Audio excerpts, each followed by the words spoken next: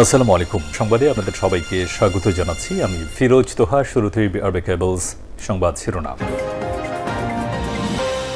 বাংলাদেশের সর্বশেষ গুরুত্বপূর্ণ আপডেট সংবাদে আপনাকে স্বাগত। শুরুতেই সংবাদ শিরোনাম, পরে বিস্তারিত। প্রথমেই জানাবো, প্রধানমন্ত্রীকে ভুল বুঝিয়ে বিএনপিকে ফ্যাসিবাদের দিকে নেওয়া হচ্ছে। গণমিছিল পূর্ব সমাবেশে বললেন গোলাম পরোয়ার। প্রধানমন্ত্রী তারেক রহমানকে ভুল বুঝে কিছু লোক বিএনপিকে ফ্যাসিবাদের দিকে নিয়ে যাচ্ছে বলে মন্তব্য করেছেন বাংলাদেশ জামাত ইসলামের কেন্দ্রীয় সেক্রেটারি জেনারেল অধ্যাপক মিয়া গোলাম পরোয়ার। তিনি বলেন, সংবিধানের মৌলিক কাঠামো সংস্কার বাস্তবায়নই ফ্যাসিবাদের পুনরুত্থান ঠেকানোর একমাত্র পথ।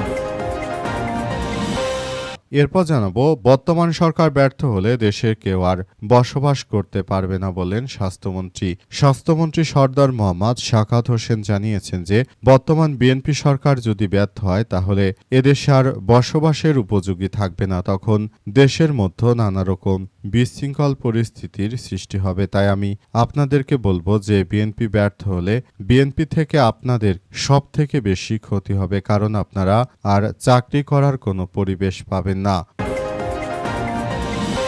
এদিকে রোববার দীর্ঘ সময় বিদ্যুৎ থাকবে না যেসব এলাকায় জরুরি রক্ষণাবেক্ষণের জন্য ২ আগস্ট গোপালগঞ্জের বেশ কিছু এলাকায় টানা ৭.৫ ঘণ্টা বিদ্যুৎ থাকবে না। একই অগস্টে এক বিজ্ঞপ্তিতেই তথ্য জানিয়েছে West zone power distribution company লিমিটেডের বা ওজোপাডিকা গোপালগঞ্জ বিদ্যুৎ সরবরাহ কেন্দ্র। এলাকাগুলো হল বটতলা, গোহাটা রোড, শিক্ষকপল্লী, জনতা রোড, বৈশাখী রোড, চাঁদমারি, ব্যাংকপাড়া, হীরাবাড়ি, মোহাম্মদপাড়া, নতুন স্কুল রোড, বাক্সিবাড়ি, ইসলামবাগ, মান্দারতলা ও আশ্রম রোড এলাকা। এবারে জানাবো, বিয়েবাড়িতে গেটে বকশিশ নিয়ে সংঘর্ষ। বগুড়ার সদর উপজেলায় একটি বিয়ের অনুষ্ঠানে গেটের বকশিশের টাকা নিয়ে বড় কনেপক্ষের মধ্যে সংঘর্ষের ঘটনা ঘটেছে। এতে অন্তত ৩ জন আহত হয়েছে। এই ঘটনায় ১৫টি মোবাইল ফোন ও একটি স্বর্ণের চেন সহ মূল্যবান সামগ্রী ছিনিয়ে নেওয়ার অভিযোগ তুলেছে বরপক্ষ। তবে এসব অভিযোগ অস্বীকার করেছে কনেপক্ষ। আজ সন্ধ্যা ৬:৩০টার দিকে সদর উপজেলার শাখারিয়া ইউনিয়নের তিলেরপাড়া গ্রামে এমন ঘটনা ঘটে। ঘটনার সত্যতা নিশ্চিত করেছে বগুড়া সদর থানার উপপরিদর্শক পুলিশের এসআই সুলাইমান আলী। এবং সর্বশেষ জানাবো, শুভেন্দু মনে করিয়ে দিলেন প্রতিবেশী হিন্দুরা ভারতে আশ্রয় পাবে, মুসলিমরা নয়। ভারতের বিতর্কিত নাগরিকত্ব সংশোধন আইন এর সূত্র ধরে পশ্চিমবঙ্গের মুখ্যমন্ত্রী শুভেন্দু অধিকারী জানিয়েছেন যে প্রতিবেশী বাংলাদেশ থেকে ভারতে প্রবেশ করা যারা হিন্দু, শিখ, বৌদ্ধ, জৈন ও পার্সি ও খ্রিস্টান সম্প্রদায়ের মানুষ অনুপ্রবেশকারী নয়, তারা শরণার্থী। এ আইনে প্রতিবেশী দেশগুলো থেকে আসা হিন্দু, শিখ, বৌদ্ধ, জৈন, পার্সি ও খ্রিস্টানদের শরণার্থী হিসেবে বিবেচনা করা হলেও শুধুমাত্র মুসলিমদেরকে কোনো জায়গা দেবে না কলকাতায়। প্রিয় দর্শক, এতক্ষণ শুনছিলেন সংবাদ শিরোনাম, এবারে বিস্তারিত। তবে তার আগে বন্ধুরা, অনুরোধ থাকবে এই সংবাদটিতে একটি লাইক দিন। এই চ্যানেলে আপনি নতুন হয়ে থাকলে আমাদের সংবাদটি দেখতে দেখতে চ্যানেলটি সাবস্ক্রাইব করে রাখুন। কমেন্ট করে বন্ধুরা আপনার মূল্যবান মতামত জানিয়ে দিন আপনি বিশ্বের কোন দেশ থেকে বা বাংলাদেশের কোন স্থান থেকে আমাদের সংবাদটি দেখছেন এবং শুনছেন। আর বন্ধুরা, সংবাদটি আপনার সোশ্যাল মিডিয়া ফেসবুকে শেয়ার করে বন্ধুদেরও দেখার সুযোগ করে দিন। গাজা যুদ্ধে আপনি যদি নিরীহ ফিলিস্তিনিদের ভালোবেসে থাকেন বন্ধুরা, কমেন্টে ইয়েস লিখে পুরো বিশ্ববাসীকে আমাদের এই তাজা আপডেটটি দেখার সুযোগ করে দিন। এবারে বিস্তারিত। গণমিছিল পূর্ব সমাবেশে গোলাম পরোয়ার বললেন, প্রধানমন্ত্রীকে ভুল বুঝে বিএনপিকে ফ্যাসিবাদের দিকে নিয়ে যাওয়া হচ্ছে। প্রধানমন্ত্রীকে ভুল বুঝে কিছু লোক বিএনপিকে আবারও ফ্যাসিবাদের দিকে নিয়ে যাচ্ছে বলে মন্তব্য করেছেন বাংলাদেশ জামাত ইসলামের কেন্দ্রীয় সেক্রেটারি জেনারেল অধ্যাপক মিয়া গোলাম পরোয়ার। তিনি বলেছেন যে সংবিধানের মৌলিক কাঠামো সংস্কার বাস্তবায়নই ফ্যাসিবাদকে আমরা চিরতরে মুছে ফেলতে পারব। আমরা ফ্যাসিবাদকে একটি ধ্বংসস্তূপের দিকে ঠেলে দিতে পারব, কিন্তু বর্তমান সময়ে আমরা পুরো বিষয়গুলো দেখভাল দেখভাল করছি এবং আমরা মনে করি আগামীতে একটি সুন্দর ও সমৃদ্ধির একটি রাষ্ট্র কাঠামো যে আমরা গড়ে তুলব, এজন্য আমাদের সবাইকে আরও বেশি সজাগ থাকতে হবে বলে জানানো হয়েছে।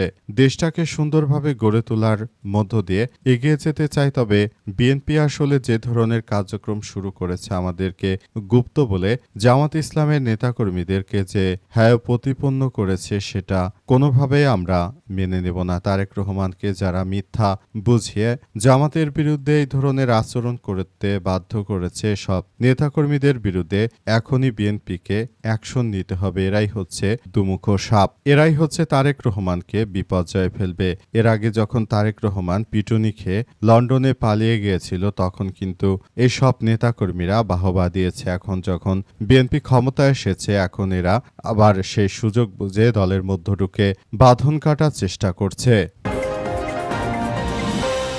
সরকার ব্যর্থ হলে দেশে কেউ আর বসবাস করতে পারবেন না বলে জানিয়েছে স্বাস্থ্যমন্ত্রী। স্বাস্থ্যমন্ত্রী সর্দার সাখাত হোসেন বলেছেন, বিএনপি সরকারকে যদি ব্যর্থ করে দেয়া হয় দেশে কেউ আর বসবাস করতে পারবে না। দেশের ইতিহাসে এর চেয়ে নিষ্ঠাবান সরকার ও প্রধানমন্ত্রী আর কখনোই ছিল না, ভবিষ্যতেও আসবে না। আজ দুপুরে শরীয়তপুরের ভেদরগঞ্জ উপজেলা স্বাস্থ্য কমপ্লেক্স পরিদর্শন শেষে সাংবাদিকদের তিনি এমন কথা বলেন। এই সময় স্বাস্থ্যমন্ত্রী চিকিৎসকদের উদ্দেশ্য করে জুলাই গণ অভ্যুত্থানের পর দেয়া প্রতিশ্রুতি বাস্তবায়ন করতে না পারলে আমরা শেষ হব না, আপনারা শেষ হবেন। কেউ নিজ বাড়ি বা কর্মসংস্থানে আর নিরাপদে থাকতে পারবেন না, কারণ সবাই সবার কর্মকাণ্ড সম্পর্কে জানে। তিনি আরও জানান, দেশের স্বাস্থ্যখাতকে ধ্বংস করবেন না, সবাই মিলে মানুষের সুস্বাস্থ্য নিশ্চিত করতে কাজ করি। আসুন একসঙ্গে কাজ করি, দেশের মানুষকে আমরা চিকিৎসার সেবা দিয়ে তারপর দেশটাকে আমরা ভালো অবস্থানে নিয়ে যাওয়ার জন্য সর্বাত্মকভাবে কার্যক্রম চালিয়ে যাই। দেশটাকে সুন্দরভাবে গড়ে তোলার মধ্য দিয়ে আমাদের যে প্রতিশ্রুতি সেটি বাস্তবায়ন করতে হবে বলে জানান স্বাস্থ্যমন্ত্রী। স্বাস্থ্যমন্ত্রী আরও জানিয়েছেন যে দেশটাকে সুন্দর ও সমৃদ্ধির একটি রাষ্ট্র কাঠামোর দিকে এগিয়ে নিয়ে যেতে হলে অবশ্যই আমাদের সবাইকে আরও বেশি সজাগ ও সতর্ক থাকতে হবে। দেশটাকে সুন্দরভাবে গড়ে তোলার মধ্য দিয়ে আমাদের সবাইকে আরও বেশি এগিয়ে যেতে হবে বলে উল্লেখ করা হয়েছে।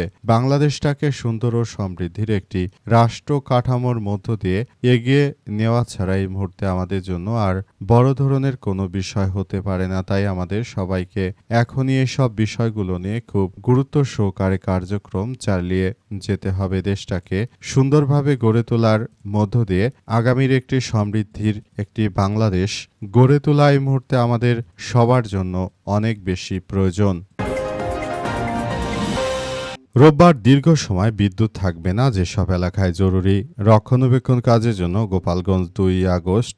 গোপালগঞ্জের বেশ কিছু এলাকায় টানা 7 ঘন্টা বিদ্যুৎ থাকবে না। আজ এক বিজ্ঞপ্তিতে তথ্য জানিয়েছে West zone power distribution company limited বা ওজোপাডিকো। গোপালগঞ্জের বিদ্যুৎ সরবরাহ কেন্দ্রে বলা হয়েছে, বিদ্যুৎ সঞ্চালন লাইনের পাশাপাশি গাছের ডালপালা কর্তনের জন্য রোববার গোপালগঞ্জের 11 কেভি মোহাম্মদপাড়া ফিডারের আওতাধীন বেশ কিছু এলাকায় সকাল 8টা থেকে বিকাল 3টা পর্যন্ত বিদ্যুৎ থাকবে না। ওই এলাকাগুলো হলো বটতলা, গোহাটা এলাকা রোড, শিক্ষকপল্লী এলাকা, জনতা রোড, বৈশাখী রোড, চাঁদমারি, এছাড়াও রয়েছে ব্যাংকপাড়া, এছাড়াও রয়েছে হীরাবাড়ি, এরপর রয়েছে মোহাম্মদ পাড়া মোড়। এরপর আরও যেসব এলাকায় বিদ্যুৎ থাকবে না এর মধ্যে রয়েছে নতুন স্কুল রোড, বাগচিবাড়ি, ইসলামবাগ, এরপর রয়েছে মান্দারতলা এবং সর্বশেষ আশ্রম রোড এলাকা।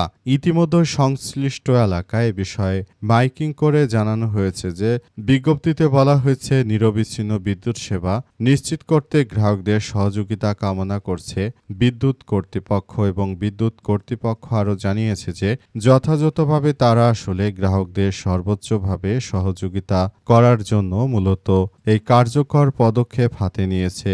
বর্তমান আষাঢ় মাসের বৃষ্টির সময় অনেক জায়গায় ডালপালা ছাঁটানোর প্রয়োজন, সেটা যদি না ছাঁটানো যায় তাহলে কিন্তু অনেক জায়গায় বিদ্যুৎ সরবরাহ নিরবিচ্ছিন্নভাবে দেওয়া যাবে না। এই কারণে মূলত এই পদক্ষেপ গ্রহণ করা হয়েছে। এই পদক্ষেপের ফলে আবারও সবকিছু যেন সুন্দরভাবে নিরবিচ্ছিন্নভাবে সবাই বিদ্যুৎ পায় সেটি দেখভাল করতে হবে।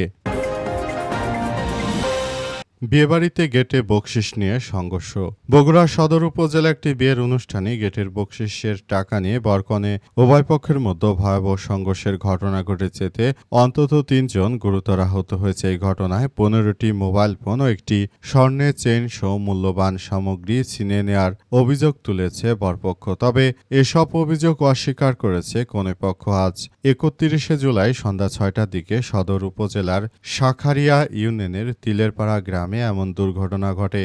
ঘটনার সত্যতা নিশ্চিত করেছে বগুড়া সদর থানার উপপরিদর্শক এসআই সুলাইমান আলী। পুলিশ ও স্থানীয় সূত্র থেকে জানা গেছে যে গোবিন্দগঞ্জ উপজেলার সাগর মিয়ার সঙ্গে তিলেরপাড়া গ্রামের সাথী আক্তারের বিয়ের অনুষ্ঠান উপলক্ষে বরযাত্রী পৌঁছানোর পর গেটের বকশিশের টাকা নিয়ে দুই পক্ষের মধ্যে কথা কাটাকাটি শুরু হয়। এক পর্যায়ে তা সংঘর্ষের রূপ নেয়। এই পরিস্থিতি নিয়ন্ত্রণে স্থানীয়রা জাতীয় জরুরি সেবা 999-এ ফোন করলে সদর থানা পুলিশ ঘটনাস্থলে গিয়ে পরিস্থিতি স্বাভাবিক করে।